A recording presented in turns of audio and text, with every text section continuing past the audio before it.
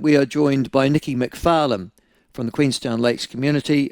They were involved in a protest, I think, yesterday morning, as to note that particular passage of so much treated effluent. And Nikki joins us now. Nikki, welcome to the show. Lovely to have you on. Hi, Michael. Thank you. Listen, you've heard my introduction. First of all, before we get into the issue of the effluent itself and its discharge into the Shotover, Nikki Gladding, is it fair that she's about to be punished for blowing the whistle on this particular operation? I don't know the legal part of this, but yeah, I mean, it certainly looks that way. Is she disclosed information that was in the public interest and is now being reprimanded by the council? The argument is that she released material that was at mediation or in mediation between the Otago Regional Council and the Queenstown Lakes District Council. The Otago Regional Council were seeking to put legal action against the Queenstown Council, but in the midst of that, she leaked that information. Do councillors have a responsibility when information like this is being discussed behind closed door and in confidence to release it publicly, do you think? I think Nikki could speak to that much more appropriate than I could. What we've been focusing on is the community's response to this, the community's response to the decision to release the discharge and to not inform the public. They've been misinforming for years. This goes back to at least 2021. And now their decision to penalise Nikki Gladding. And in addition, this morning they've written to me and declined the opportunity for us to speak at a public forum at the meeting this afternoon where they'll be voting about Nikki's punishment. Okay. What are your concerns? Now, let's just give the whole story here. The 12,000 cubic metres of effluent a day is in actual fact treated effluent, so it's been through the wastewater treatment plant. As a result of a decision that the council made in 2019, which was discharged to land for reasons that, they decided that anyhow. It seems that the problem is that the sludge from the treatment plant has ended up on inland and is unable to be dissipated, and as a consequence, the fouling has occurred. To deal with that, they've decided instead to discharge the treated effluent direct into the Shotover River. Now, the treated effluent's meant to be something that you and I would be able to drink, I think, Nikki. What's your concern, therefore, that it's being discharged at all? I think there's a couple of concerns. One primarily is the way that they've gone about doing this. So choosing to do this as an emergency under Section 330 of the Resource Management Act means that they don't have to go through the consent process to start with. They can do it retrospectively, which we feel is they failed to come up with any evidence that there actually was a problem. So the two primary things that they're claiming they need to do this as an emergency under is the increased risk of bird strike at the airport and the human health danger of the effluent leaking out of the disposal field into public areas, which has been happening for years.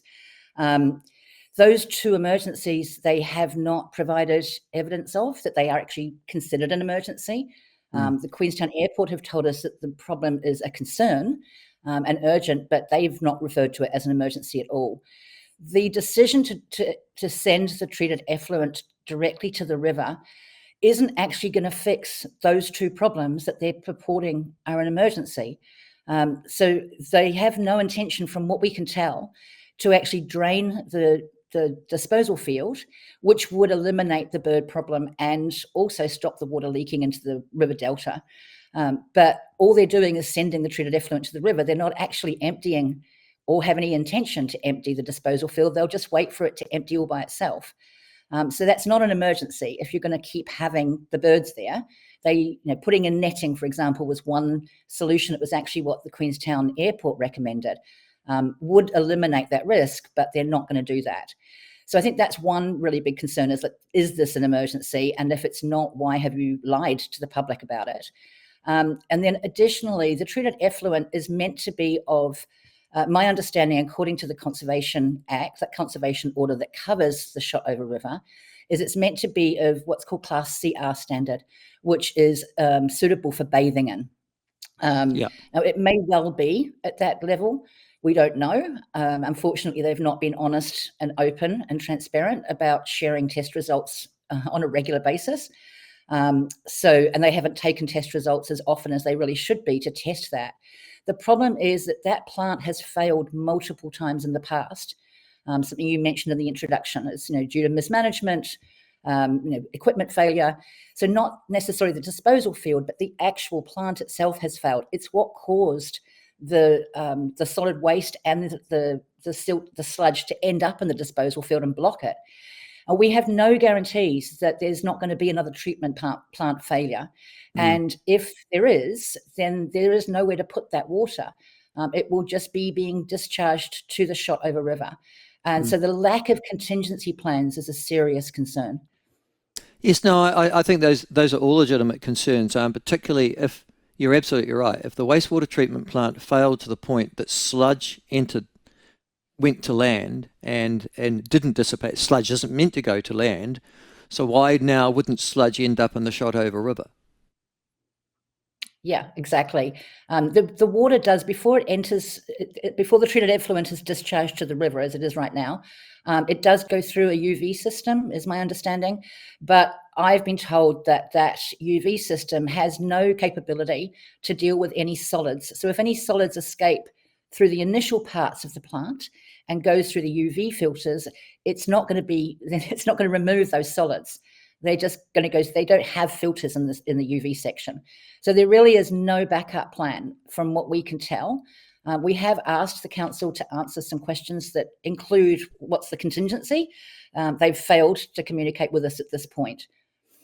Yes, my understanding, just quietly, is that it's not going through the UV treatment plant before it is discharged. So it'll go through the normal process, but that will be the part that's skipped. So that would be seen to be a level of assurance that will not be with the discharge of that 12,000 cubic metres. Listen, but Nikki, so your basic problem here is one, you've just lost trust, and the argument is so's the Queenstown community to a good extent, in your council telling it the truth about, all the stuff-ups at the plant, and there have been, as you've said, numerous and manifest numbers of them. But the second is that you've got no guarantee that the treated effluent is treated to the point that it isn't going to be a danger to human health and isn't going to pollute that pristine environment. That's correct. And also the concern, with the extraordinary meeting they're having today and then their subsequent decision to exclude the public from being able to speak at that meeting. It's, the trust in the council has been very poor for a long time. They did a survey in 2023 of the community, and it showed that 15% of this community believed that they had overall trust in the council, which is an appalling number. So this is not the first time that we've had something that we find it difficult to trust them. But it is obviously a huge issue that it's going to impact the environment and it's going to impact the whole community. And we just have no faith that if there is a problem, that they're actually going to tell us about it or have a contingency to deal with that problem. They keep harping on about transparency and communication, and yet they've just gagged the one councillor who was willing to speak out against them, and they've now gagged the public from speaking on her behalf.